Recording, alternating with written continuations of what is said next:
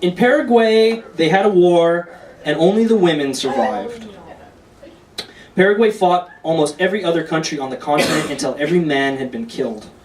This was a very long time ago, and today there are almost as many men in Paraguay as there are women. These are all men who were raised by women.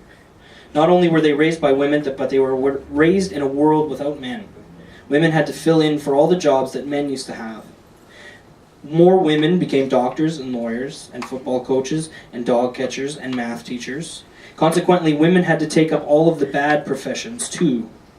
Women thieves and rapists, women murderers, women cab drivers and butchers and abortionists and bankers, and women, worst of all, politicians.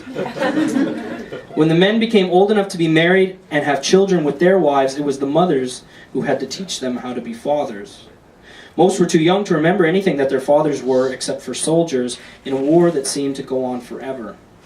The fathers fought over everything, and it was their mother's job to wipe that genetic tendency from their blood.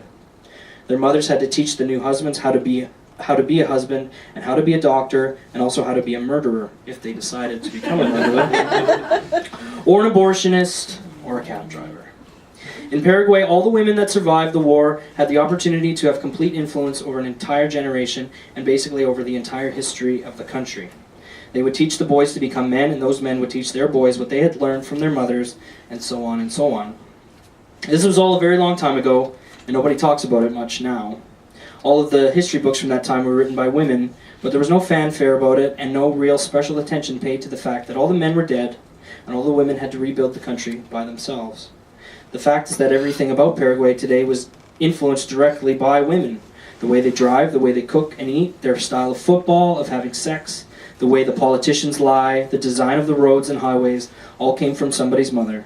Somebody's mother who had to raise the whole country by herself, because her husband and brothers were all dead from the war that they started, because they were angry and wanted everything. Brilliant.